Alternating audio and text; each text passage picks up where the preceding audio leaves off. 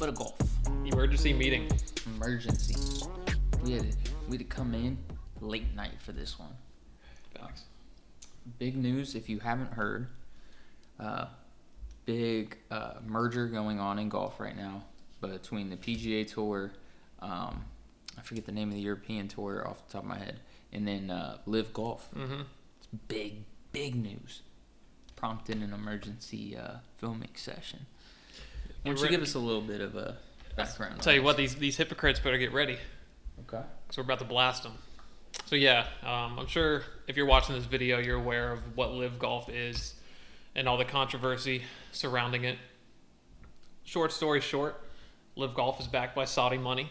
A lot of people, including Rory McIlroy, Jay Monahan, even to some extent Tiger Woods, calling it blood money. We all know the dirty business that Saudis can be up to. A lot of it is oil money. A lot of it's coming from a lot of other places too. I mean, at what point do we look at any really rich, established family that's been here for a long time, and which one of them can't you point to and say, hey, somewhere along the line they were doing something, whether it was illegal or just... There's always foul play involved to some extent, always. You don't get that much money without stepping on a few necks. Let's be honest. Yes. Also, I would just like to point out the irony of this all. These are rich people complaining about much wealthier people than they are. They're mad that somebody else went and got more money. They're mad because of who paid them. Mm-hmm. When in all honesty, these guys, and I'm not saying it's okay, but once again, going back to let's face it, who's, really behind all this PGA stuff. If we looked, we'd probably find somebody that, had some unsavory business, but Facts. And the funny thing is, we're talking about golf, the richest sport there is. So we got rich people complaining about richer people. And not only that, and not just the business side of LIV Golf, but we're attacking the athletes, who went and pursued a paycheck in the best interests of themselves and their family, and we're disgracing legends of the game. Phil Mickelson, the best golfer the past 20 years, not named Tiger Woods. Where's the lie? Yeah, I mean, Phil Mickelson would be up there. If Tiger Woods didn't exist, Phil Mickelson would be. It'd go Jack Nicklaus, Phil Mickelson.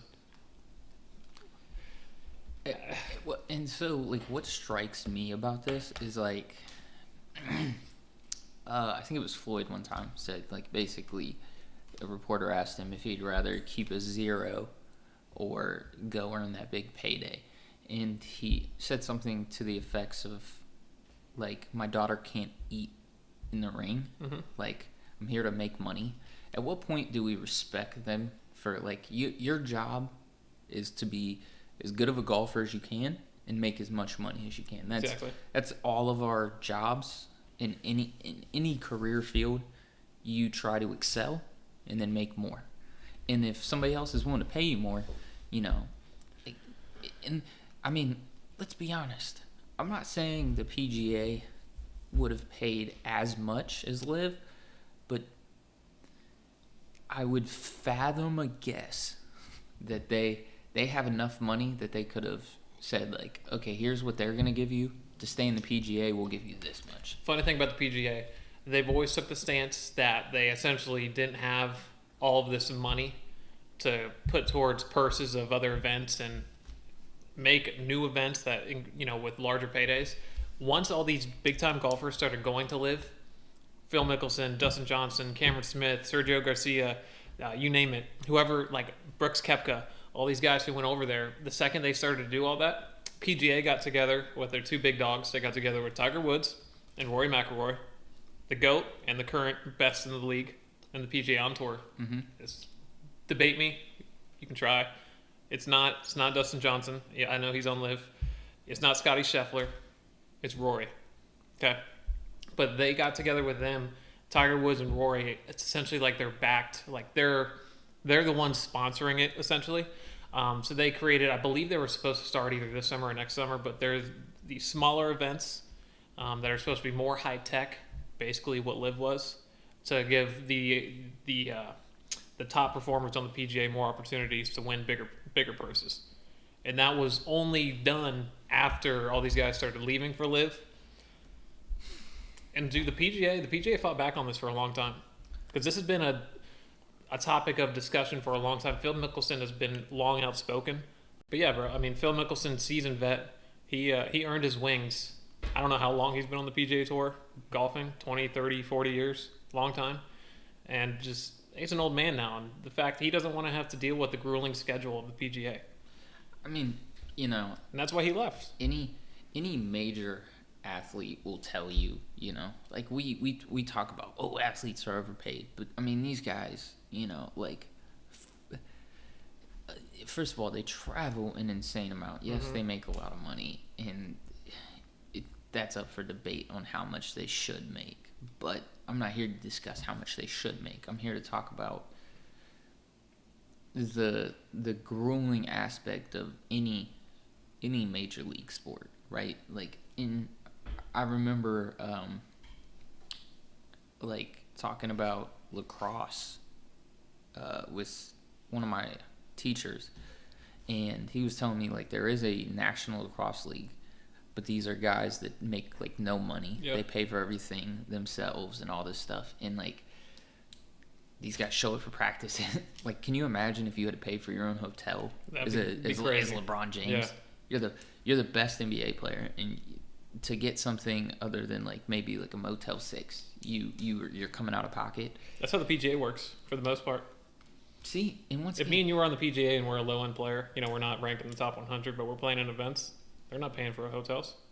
Even like the big guys, like Ricky Fowler, I watched a podcast with him a couple weeks ago, and he was saying how he still has a great relationship with a lot of guys over at LIV Golf. And but when they're going to like play some event, or they would all share like an Airbnb, go and all split an Airbnb. Really? Yeah, because it's, you know, the PGA, you're essentially like an independent contractor.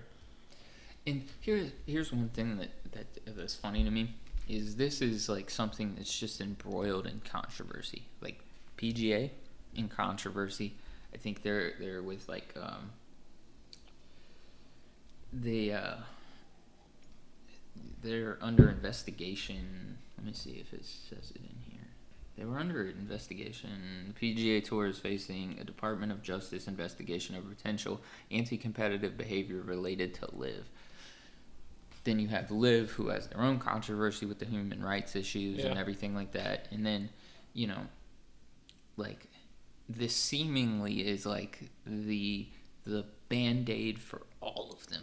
Mm-hmm. Like, we can like group together, otherwise we might fall apart separately. Yeah. I mean, because that's what it was. It was kind of becoming political.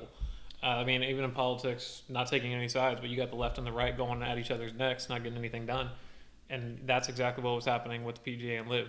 Everyone just wanted to talk bad about the other. Yeah, there was a lot of bad blood. Yeah. And in something that's interesting, I think, is the aspect of innovation seems to be forced on almost anything. Mm-hmm. You know, like, the internet was thought to be a fad, cell phones were thought to be a fad, you know, smartphones probably were thought to be a fad, Crypto. yeah. So like, you have all this stuff that's like seemingly being forced into innovation, right? Like, because this is going to change the face of golf, whether you're for it, against it. Golf is changing. Well, the thing is, too, the PGA was... they fought hard to not be on the innovative side. And that's why a lot of these guys were leaving. I mean, PGA, I get it. It's you know, it's a classic game, golf. It's been around forever. Started in, I think, Scotland, which is weird because it's not even nice in Scotland. You know what I'm saying? It just rains all the time. But I feel like Scotland's pretty nice. the weather, Pretty not weather-wise. Like, the scenery and the have nice days. You go watch a Rick Shields video when he's playing in Scotland. It's always raining. It's always cold. He even talks about it. He even talks about it. I'm not saying I want to live there, but considering we live in a very tumultuous but rich heritage, Climate, right? right. Golf comes from a Anyways, rich yeah. heritage, and PGA they weren't wanting to like adapt at all. I mean, just look at what LIV's doing. I mean, they got a TV deal with CW. I know it's CW, but still they fought to get a TV deal, and just the way they broadcast it is so much different. Shotgun starts, meaning for those of you who aren't aware, everyone starts at the same time. So I start on the first hole, Neil would start on the second hole, and so on. Everyone gets started at the same time. The PGA players, this is one of the main reasons Phil Mickelson left. Old guy doesn't want to be waiting around all day, to tee off, and then to be racing the sunlight or racing the weather. Everyone's playing under the same elements and same conditions. It's only more fair. But that, and then the PGA, the tournaments, I mean, like majors, I understand they're majors. There's a lot of tournaments that are like 3-4 days long. Most tournaments that LIV are 2 days. Really? Yeah, shotgun starts, no cuts, which I know you had brought to my attention. 54-hole no-cut event. Yeah. Now, that seems, that we discussed this a little bit beforehand, but that seems nice for, like, especially, I mean, like, somebody who, like, may have been slipping, like, let's face it, you show up, you're having bad days, Yeah. something happens, and then, like, you feel like you're getting on track, you recover that, whatever it is, second day, and then you got to go to that third day, and, like, you could have done well because you were back on track, but you got cut. I mean, I feel like this will really change the landscape of golf forever, and I think it'll introduce the sport to the new ages. Like, yes, there probably will be classic golf that people still compete in, like events and stuff like that, but I feel like for the most part we're probably going to see the innovation of the sport as a whole. Yeah, it's going to be more technology driven, which is, I think it was needed, because I'll be honest with you, the main reason why I am such a golf fan is because I grew up with it because of my grandparents. My great-grandfather and my grandpa, every time I go to their house, they had PGA on, right? No matter what tournament it was. But, like, if you're not a fan of golf and you just turn it on, it's boring. The way it's broadcasted is boring. They're whispering, even though they're in a booth, nowhere near the hole. So yeah, just the whole like dynamic around golf, it could use some changing. And golf it's become a lot more popular, but not in the aspect of people watching golf. People are playing golf. How would you feel about, so as somebody who just got into golf last year, you introduced I think we've discussed this on the podcast maybe once or twice, but for anybody who doesn't know, he introduced me and Eli last year to golf. Great sport, love it. If you haven't got into it, I would try. I got a pair of hand-me-down clubs. That's all you need. It's a fun time. You go out with your friends, have a blast. But correct me if I'm wrong. There's no like all-star, no like skills competition or not anything. really. Like, Not wouldn't really, that be no. fun if like they had like a top golf scenario where it's like The coolest thing like that is these guys have 15 balls and they there's like That'd be sick. 100-point hole and like they're aiming for it. Like that would that would introduce. None of that stuff comes from the PGA. There is something like that. It's called the tournament. It's always on TNT. Typically, I think it's sponsored by Capital One. It may have been different year by year, but I'm sure you've seen it. Like the tournament or the match, not the tournament. It's called the match. It's on TNT. It's always like you always have like Charles Barkley, Ernie Johnson, basically the whole like NBA TNT crew broadcasting it, commentating. And they got guys like, I know there was one where they had Peyton Manning and Tom Brady, and each of them was on a team with Tiger Woods and Phil Mickelson. This is a few years back. No way. Yeah, but they do this tournament every year, and it's always so fun to watch. I think a year or two ago, Brady was on it. I can't remember who the other golfers were. But yeah, they do stuff like that, and they have like long drive challenges, and they have a whole weekend out of it. And LIV Golf does stuff like that, just the PGA doesn't. It shouldn't be out of the PGA's hands to come up with things like this, because the PGA is the biggest golf league in the world by far. And like that just shows like how little It's the they age demographic cared, too. How right? little, yeah. I mean, because like, I got into traditional golf. Yeah. Like we didn't do anything special, but like it seems to me that there's like that lacking of like a good skills competition. Like, could you imagine if they were like, like the point holes or whatever, like they have a top golfer, and then like, they are like, could you imagine if they came up with like a version of horse for golf? Like, That'd be sick. I mean, Top Golf's another good example too. Like that's like pushing golf forward.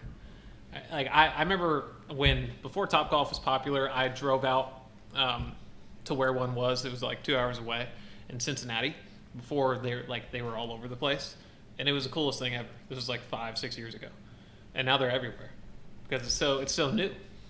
So PGA needs to take some notes, and to get back to the LIV PGA merger, it's pretty pathetic how we just diss these legends like Phil Mickelson.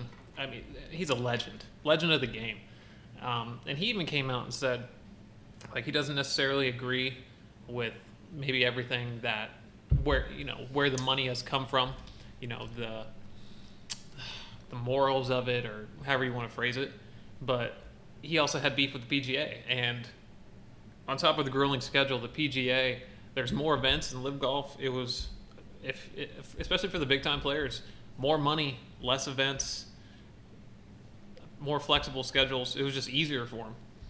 And PGA, they're not out here giving guys contracts like LIV is. I mean, I don't remember what Phil got. I want to say it was somewhere around $400 or $500 million. Really? Yeah. I know he inked a 9-figure deal. I think Dustin Johnson did too. Mm-hmm. But I mean, like, on the flip side, you have Tiger, who turns down, I think it was like somewhere around $800 million. Yeah. You have $1 billion. You have Ricky Fowler, right? Ricky Fowler fucked up. Oh yeah, $75 million. I'm a Ricky Fowler fan. You're right. I think he is probably a little bit overrated. He hasn't been very good the past couple of years, but he's on the come up. I know he's struggling to make major events right now because he fell out of the rankings, but I'm a big Ricky Fowler fan. He's a nice guy. He didn't say anything bad, but $75 million, and now it's gone. Kiss it goodbye. Like, that opportunity's gone.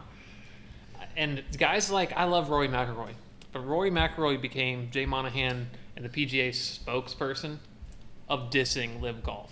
Every chance, for the longest time, Rory got at a press conference, at an event, anytime he was on a microphone and a camera, he was shading LIV Golf, shading Phil, shading Dustin Johnson, shading Brooks Koepka. He hates Brooks Koepka, dude. Him and Brooks Koepka, their rivalry is hilarious. Really? Yeah, I mean, Brooks Koepka, he does seem like he's a kind of a jerk, but that has nothing to do with his decision to go to LIV. I just think he's naturally an asshole.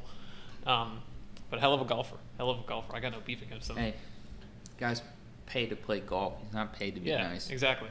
Except he did kick my boy Rick Shields out of a private party. So come on.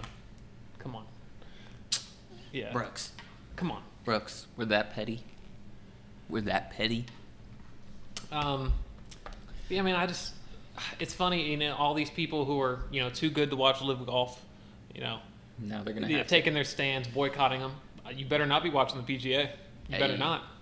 Especially since Rory McIlroy, you better not be playing anymore. The structure that I understand from the investment and the seed money into this new golf venture is going to be primarily through them. Mm-hmm. In this, they have to be bringing. I don't know exactly how it's going to work. But they have to be bringing so much money to the table, dude. The PGA kind of coerced some of their guys to stay, and it's like they did it by talking shit about LIV Golf. I want to let you finish. The PGA and all the majors went out of the way to make sure that these guys would not be able to qualify for majors. So unless you were already qualified based off previous wins or your current ranking system based off the points you had, you were not going to be able to play in majors. So after a certain amount of time when these guys, like, their points expired, they were just going to get phased out. They weren't going to be able to play in the majors. Guys like Phil, like, when you win, you're typically invited back for life. But guys who have never won, who are great golfers, we're going to get screwed eventually. So this is going to allow them to be able to play in these majors, and we're not going to have to miss out on some of the best golfers in the world not participating in the biggest events because of some pettiness. But it's ridiculous that it was to that point. There were guys who did miss. There were guys who were going to have to miss. It's just funny. It's just funny how now everyone gets to play, and it's just going to be like nothing ever happened. Not to mention, like, how committed are you to golf as PGA? Like, as you said, they're like the biggest golf league, or I forget how exactly you phrased it, but like you're like refusing to like acknowledge the new age of golf. Yeah, and so the PGA and the majors, they're two separate entities, But PGA did not want like the majors tournaments to allow these golfers in, and they kind of stepped up and said like, hey, like we're gonna let them in, but they didn't allow them to qualify for points. So like any tournaments they were winning over at LIV or placement over at LIV, they weren't going to get points to go towards their majors like qualifications, but they were allowing guys who were already pre-qualified to play, which at least they like had the opportunity. But PGA did not want them anywhere near it, but it wasn't their say. Oh. We should probably get Eli's opinion. Yeah, we got Eli. I know he's not here in studio. He's over in Studio B, but he wanted to give the people some knowledge. So I'm gonna hand it over to Eli. Neil, Jacob, I hope you guys are both doing wonderful. I apologize that I can't be with you guys, but I am here in Studio B while you guys are in Studio A holding it down. All right, I hope you guys are having a wonderful night. We're going to go ahead and get into this. All right, we got PGA versus LIV golfing. But the thing is, it's not verse anymore. It's conjoined. They've gone ahead and merged, okay? Our commissioner, Jay Monahan, I hope I'm pronouncing that correctly, made a business decision. And I think a lot of people are upset with that because, a lot of people are upset with that because not too long ago, he was talking shit, bashing that group, anybody who would transfer from PGA to LIV events. Apparently there were threats, not like threats of physical violence or anything, but like towards their career, things like that, and their success of the golfers who would transfer over. Now, obviously they were being paid to do so. LIV events were giving lots of money to these players to try and get them to come on over, which is what any rival would do, right? Got to be business savvy, you got to be business minded, and you have to understand that that is what any rival would do. And to combat that, Jay Monahan merged with them. You know, you're not going to take our players anymore. You can't do that if we're together. Okay, that's what it seems like to me. Okay, now another issue is that they were suing back and forth, countersuits, you know, accusing LIV Sports of paying their players to transfer over and to leave PGA, things of that nature.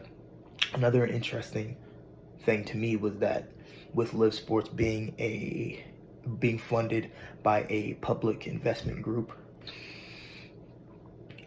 in Saudi Arabia being that group that is helping fund them, a lot of people who suffered from 9/11 trauma, who lost family members, friends, relatives, whatever, in that very tragic day. It seems as if the people who run the organizations are kind of putting that on the back burner so that they can focus on the money, the competitiveness, the golfers. They're saying that they want to give this to us so that we have the most competitive people at all times. You know what I'm saying? It's not really, you can't call yourself the best league if you don't have all the best players, right? So to me, it's nothing different than the NBA going around the world to gather the best competition from different cultures and incorporating them into one group so that we have the best of the best competing at all times. That's what it looks like to me. Now, if you ask me, do I think that this shouldn't be boycotted? If you want to boycott it for the business decision of getting competitive players, making sure that everybody has the money, I don't think it should be boycotted for that. If you want to boycott it because Jay Monahan is very wishy-washy, as you can see, not too long ago, like I think, 2 years ago to 3 years ago, he was talking bad about LIV events, and now all of a sudden he thinks that this is the best for the sport in general. You know, it's, to me, very wishy-washy. Call it what you want. If you want to boycott it for the 9/11 attacks, and you want to boycott it because they are linked, LIV events, LIV Sports, LIV Golfing is linked to the linked to the people who orchestrated the 9/11 attacks, that's a different situation, and I don't want to give an answer because it would be very ignorant and very insensitive to say move on to the people who are affected in a major way by that. Nobody has completely recovered. I don't even think society has recovered fully from that situation. So it is a different situation. So for the most part, what I will say is this is very interesting, and I can't wait to see how this all progresses this year. All right, I'm going to go on ahead and give it back to my guys, Neil and Jacob. You guys take it away. See ya. Thank you guys for listening. Eli, great stuff. Thanks for the input. And I just want to say one last thing. To all Check out League Television. Yeah. But yeah, for all you haters out there, like I said, if you were boycotting LIV, continue to do so, because now it's the same thing as the PGA, and we don't want you here anyways. But let's embrace Phil Mickelson, okay? Let's stop with the hate. I mean, I know he became the villain of the PGA. I mean, so much so Phil Mickelson lost his deal with Callaway because he went to LIV, which I hope he gets back, because they suspended it, but like it's been years since he's had his deal with Callaway. Give Phil his sponsorships back. He lost them all. He's been rocking his own brand. He's got his little Phil like going like this from some major he won. Dope. I mean, we'll watch the highlights if you haven't seen them, but incredible footage, incredible event by Phil back in the day. But yeah, give him his Callaway sponsorship brand. I mean, for the longest time, growing up as a kid, Phil was the face of Callaway. You had Nike, Tiger, Callaway, Phil. It's the two guys. Greg Norman, obviously, big part of LIV Golf. Shark Golf, sweet brand as well. So yeah, I mean, it's just better if these guys are all unified. And let's give Phil Mickelson his flowers. Let's not paint him out to be the villain. It's going to be nice to see him, and I don't know if Tiger's going to be playing anytime soon, but just him playing out with it's going to be nice to see everybody back together. And sure. I don't think, as long as Phil's playing golf at a high level, it's just not right if he's not out there at these big events. And just hope everyone can bury the hatchet. Rory McIlroy's got some apologizing to do. I know he was pretty much a puppet for the PGA, but Roy, you're my favorite golfer at the moment, but let's go, buddy. Yeah, man, that's I think I've said my piece. So, well, to recap a little, PGA, stop robbing the fans of what they want to see, and that's good golf, and that's innovation. Mm-hmm. Okay, and thanks Eli for tuning in. And this is a special edition of the More to Us podcast. Talk to you guys later.